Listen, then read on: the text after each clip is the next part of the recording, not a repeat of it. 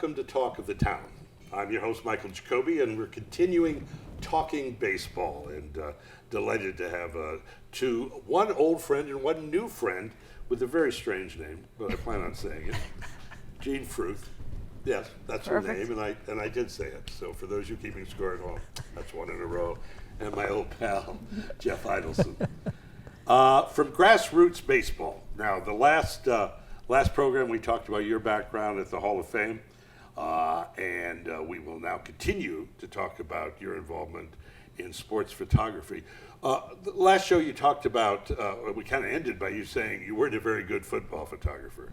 Are you a good football photographer I'd now? like to think so. I've had a lot of help along the way to get there. What's the hardest sport to photograph? Well, the one I haven't done yet, I suppose. Hockey? Hockey, I haven't really done much for hockey, but yeah, it's fast. It's the same thing, though. It's really the better you know the sport, the more you know the sport, the better you're going to consistently get the shots. You know, you're trying to get the athlete at his peak moment, and you have to know where to go for that in order to, to capture it consistently. Were you dragged kicking and screaming into the digital age with photography? I had a very good teacher. I was taking classes at the time, and he told me to go digital, and he pushed really hard. And the two ladies I was working with, especially one, they were very resistant to go digital, and we would print and we would shoot digital. I would shoot digital, they would shoot film, and they kept saying, "It's never going to catch up. It's never going to catch on. This is so much. Look at how warm the print is and how much better quality." And sure enough, it. Well, I face the same dilemma in jazz between vinyl and CDs. Of course. Except vinyl actually is better, and there's a richness in vinyl that you just don't get in a CD. Plus, some of the engineers during the original, the stuff from the 50s and 60s, there was a different approach to recording, and some of the old Coltrane, that stuff from New England, Jim Marshall, those guys. There's some remarkable things. So let's talk a little bit about, there's a book. Can I hold them? I hate doing props because I screw them up, but I'm going to hold the book up.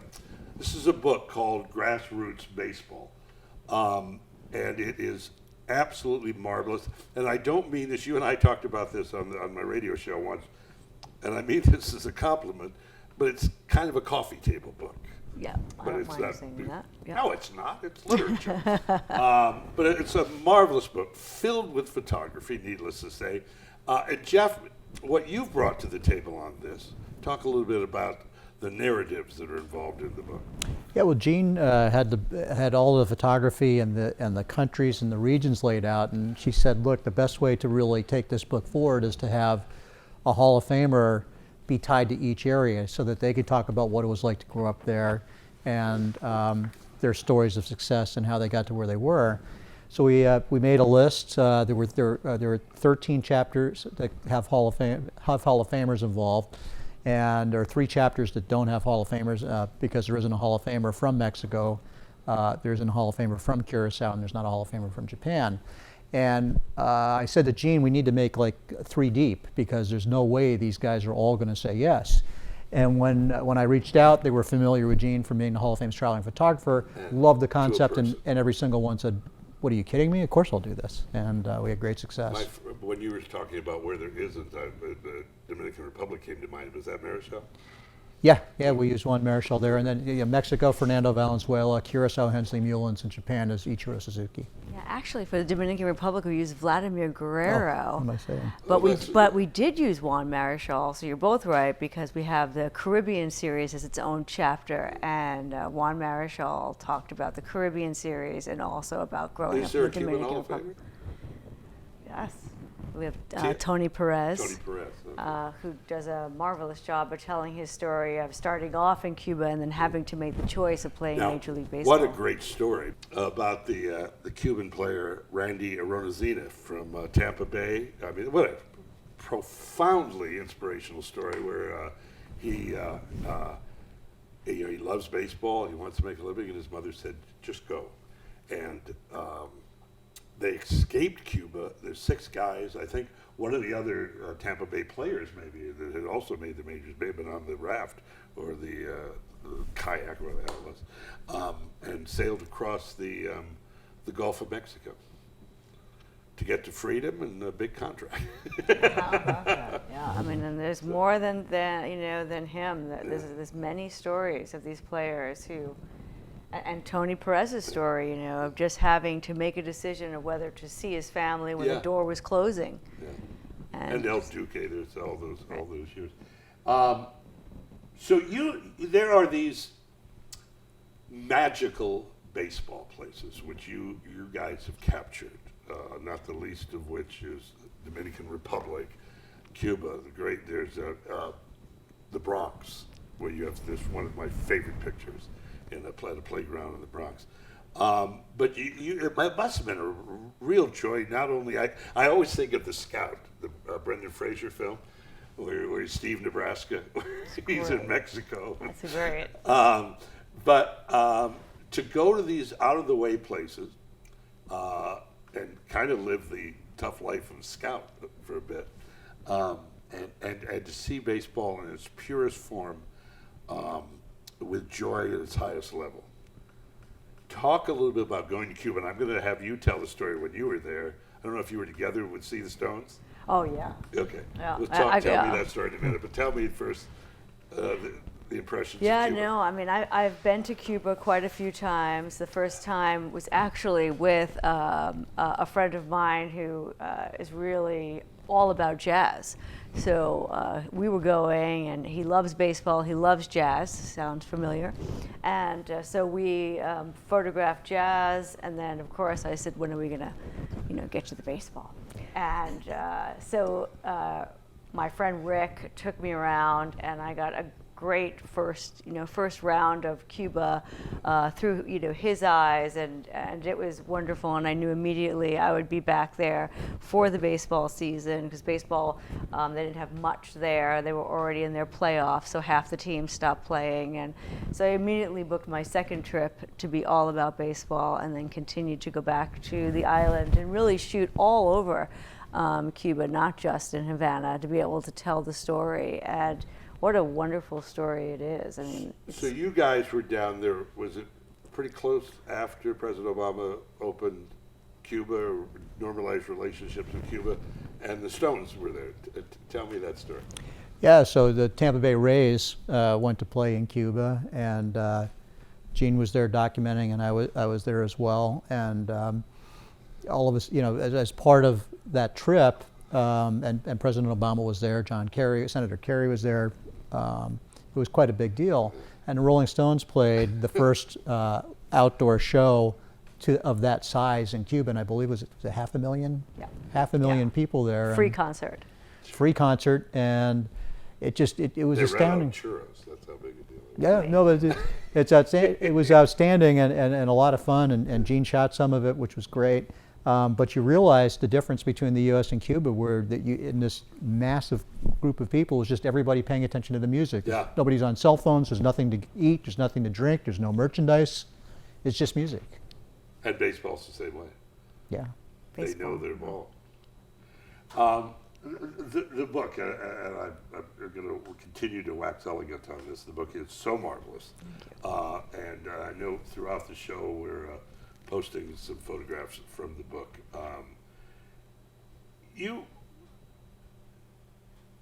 So you do this book, and then it's baseball and photography and research are like a drug. You take a little taste and you want a little more. So you guys have a new project you're working on. Yes, we are. So Grassroots Baseball, baseball looks different in different places, and that's kind of part of it's telling the stories, it's telling the cultural stories of baseball. That's what Grassroots Baseball, where legends begin, is. It's these wonderful stories from Hall of Famers and legends, and then it's the amateur game, it's the pure game. It's the grassroots game. So when I approached Jeff, and Jeff said, I want to take a month off, I immediately got some sponsors, gave him 48 and hours. it was about 48 hours, and he was driving an RV with sponsors all over it. It was like NASCAR with a bed. He was shocked. He was in shock, driving in downtown Chicago, this big RV, and he did all the driving. Oh, really?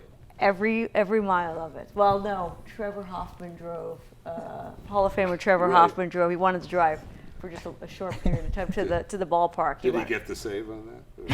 That's very good. So the traveling around, it's do you would you say it's Route 66? Do you literally, is that figuratively or literally? No, it's literally, so it's tying in baseball with the Americana of Route 66, and it's telling the stories. And baseball sure looks different in the Dominican Republic than it does in Texas, but it also looks different in Missouri versus LA, or Chicago versus Kansas. And the people, the culture of baseball is alive and well in all these small towns, forgotten towns.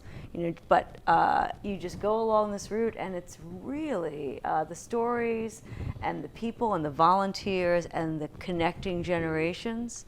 Volunteers for 50 years, president of the Hall of Fame, in Baxter Springs, Kansas, and meeting these people and hearing their stories, and Hall of Famers and legends, again, all through. We have Johnny Bench in Oklahoma, and we have George Breton in LA, at the end of the route. And it's been terrific.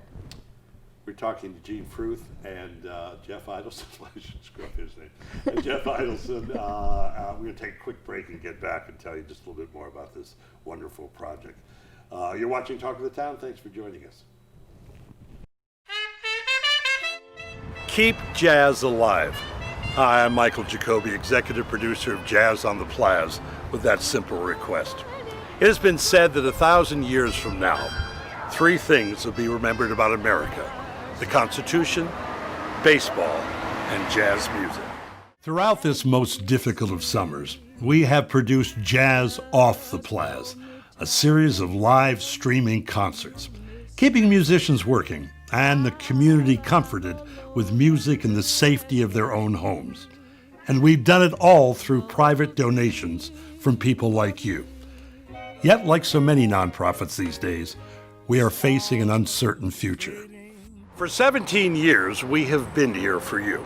Today, we're asking you to be here for us. Jazz was born of struggle and is played in celebration. The struggle has never been more apparent, and the celebration never more needed. Please donate to the Los Gatos Music and Arts Emergency Fund and help keep jazz alive. So forgive me for indulging myself and asking for you to help jazz, but it means the world to us, and I think it means a great deal to our community, and Lord willing, that we'll be back next year, certainly with your help, to help keep jazz alive. Continue your conversation, talking baseball with Gene and Jeff. I hadn't thought about that until now. I didn't have to say last names. You, I'm going to go back to Grassroots Baseball because you have a special edition that's available, and we should talk about this. The book is, for those, the obvious question that people said to themselves 20 minutes ago, well, Jacobi, where do I get this? So you can buy the book online, right? But you have a special edition. Do you still have those? Yeah. With the Hall of Famers? Yeah, if you come to our website, grassrootsbaseball.com, you can purchase the book, or grassrootsbaseballbook.com, either one. If you purchase it from us, you get author signed copy, which is great. And we have a number of Hall of Famers who have also signed them. Guys like Pudge Rodriguez, Craig Biggio, Randy Johnson, Wade Boggs, Cal Ripken. And these guys were delighted to work with us and sign copies of the book, and they make a very special gift for the baseball fan in your life. So, what? This is incredible because the holidays are coming up. I hadn't even thought of that. I know for me, one of the big disappointments this year. Whoops, am I okay? I guess I'm okay. One of the big disappointments this year is there was no Field of Dreams game. I bet you were really jazzed to be able to go to that. I mean, what a Have you been to the field? I have not been to the field. Which, of course, folks, is a field in Iowa where they filmed the movie. I guess they made the field for the film and then they improved it, right? Now it's a major league baseball field with a very talented grounds crew that travels around, and I'm excited to see it. I mean, it will happen, and it'll be terrific, I'm sure. Does the creative mind works in strange ways, needless to say, and I'm living proof of that. But it would seem to me if I were doing what you guys are doing and traveling Route 66, experiencing the culture, talking about the tie into baseball. I'm a hop, skip, and a jump away from doing diners and great breakfasts throughout. I mean, is that the kind, does it occur to you, wow, this would really make an interesting book? Yeah, I mean, the Americana is just terrific, and things like diners is for sure right up there. I mean, and we're doing some of that because it is part of the story. So, you know, the Wigwam Hotel, we were just at the Rattlesnake Museum a few days ago. Really? Yeah, have you ever been to the Rattlesnake No, I Museum? haven't. Yep. Well, it's in downtown shaking Albuquerque. there? Well, it's very good. Yeah. Yes. So what's the timing look like on this? And isn't it hard to find Route 66? Isn't it like it moved or they changed it or it doesn't exist, they paved it over? We've got the Ask driver. the driver. Yeah, check he with the found it chauffeur. no problem. Oh yeah, you could. But isn't it hard to, haven't they paved over it? I guess it would Yeah, be I mean- redundant. Yeah, I mean, it was the first federal highway built in 1926, connecting Chicago to Santa Monica, and it originally went through Santa Fe, for instance, for 12 years in Albuquerque. Bobby Then Troop could tell you how he gets there. Bobby Troop can tell you, and many other musicians. Yeah. And then it got changed to Santa Rosa to Albuquerque. But no, you can totally find some pieces of the route, and it parallels some of the major interstates, and a lot of that Americana is still there. Speaking of Americana, we spoke off microphone at an event that we have gone to for years called the Scouts Baseball Dinner, the professional Major League Scouts. That's abandoned, and the organization is disbanded. We're really facing a horrendous situation with minor league baseball, with many teams. Has that changed? Because last year there was going to lose hundreds. My understanding is they're deciding now. It hasn't been decided what teams are going to be part of Major League Baseball. I think it's coming close to being decided, but certainly worried. I mean, especially as we travel and doing this project of Grassroots Baseball. Well, minor league parks, I mean, that's certainly Grassroots Baseball, and sometimes that ballpark is what that town is about in a lot of cases, and that's their entertainment, and that's where families go, and that's where jobs are, and so certainly concerning. And it's amazing how so many of them survive on merchandise as well. And now there's got to be a real cult following. My son collects minor league baseball hats, the River Rats and the things like that. And there's such great names throughout the country. Oh, they're great. And the king of all minor leagues and fun, we have is participating in the book, and a very good friend of Jeff, so I'll let Jeff take over from there. Because it's Yeah. Mike Veck, who his Bill Veck's son. Bill, of course, was the great promoter, and Mike, not far from there, Disco Demolition Night was his best promotion that went wrong when 90,000 people showed up at Comiskey. But Michael is minor league baseball. He is Grassroots Baseball, the owner of 7 minor league clubs in St. Paul, up in North Dakota. He's got them everywhere, Fort Myers, and there's no one who breathes fun is good as much as Michael does. Will you tell the story? Which one? The Bill Murray story? Oh, You can tell that story. Oh, This is one of the great stories, folks, and I have told the one in St. Paul? with Bob Dylan. Yeah, so Mike worships Bob Dylan, absolutely worships Bob Dylan, and he owns the club in St. Paul, and his greatest coup was getting Bob to do a tour of minor league stadiums, which started in Cooperstown. So he started at Doubleday Field in 2004, and then he ended up playing in St. Paul. And Mike owns the St. Paul club along with Bill Murray, who's his dear friend and a partial owner. And so they're watching this concert in St. Paul, and Bob's playing, and Bill says, "Hey, let's go backstage. Let's go meet Bob." And Mike's nervous as all could be. He says, "I'm not going back there." And Murray says, "You own this ballpark. Let's go. You own Midway Stadium." So they go backstage. They're on the stage, and Dylan's finishing up, and he finishes, and he's coming off stage, and he's sauntering off, and there's Mike Veck, and there's Bill Murray. And Bob knows who Bill Murray is, so he walks up to Bill Murray and he goes, "Hey, Bill Murray, you're a funny guy." And without missing a beat, Bill Murray says to him, "Hey, Bob, you ever think about trying those breathe right strips?" To which Bob Dylan says, "Real funny guy," and splits. I have told that story on the air when I knew you weren't listening. You told me not to tell it. Oh, you could tell it. What about few minutes left. Are you still traveling during the pandemic in terms of the book? Or- Yeah, we are. We're finding pockets of baseball, and we're also shooting the Americana. It's actually a good time to shoot the Americana right now, and places like the Big Texan, where you can get a 72-ounce steak, and you can have it for free if you eat it in under an hour. Yeah. So we're having a great time. Have the driver do that. Yeah. I had an 8-ounce steak, and that was about it. I was pretty That was pathetic, 20 honestly. minutes. Yeah. But we did see somebody succeed while we were there. It was pretty impressive, and everybody claps. And Well, Yeah.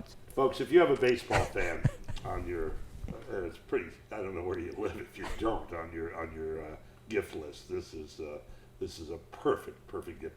Grassroots Baseball. Go to grassrootsbaseball.com or grassrootsbaseballbook.com. Either one. that works, yeah. You picked up a bunch of domains. Oh, grassrootsbaseballbook/cd.com. Not only that, Gene is personally signing them, and I'm packaging them and shipping them. So Yeah. you're getting Just hand delivered. Hand delivered. Hand delivered. Yeah, we've got GPS in there. It is a marvelous book. It's just a delight to have you guys here. Promise to come back when do you expect? What's the timing on receipt? It will be for sure a holiday gift for next Okay. year. So I would expect That would be great. Yeah, November for sure. So would be great. yeah, 1 year from now, we'll have it in our hands and hope to be sitting right here. 1 year from now, sitting here without getting up and putting a mask on. Yeah, Because I'm starting to feel like a catcher in a pop-up. All I want to do is throw the mask away. I'm hopeful. 'Cause I'm tired of that. Gene Fruth. Huh? Like it? Yeah, I love it. Jeff Idelson. My daughter works for Apple. I have this watch that does everything but tell time. Delighted to have you with us. And again, on behalf of Talk of the Town, our dear friends here at KCAT, my producer, Melissa Torrin, Alex, and the guys, we thank you. Thank you for being part of this. This is such a special show to me personally, and so many people have stopped me on the street and say, thanks for what you guys are doing. So keep jazz in your heart and keep jazz alive. Until next time, I'm Jacobi. I'll see you soon.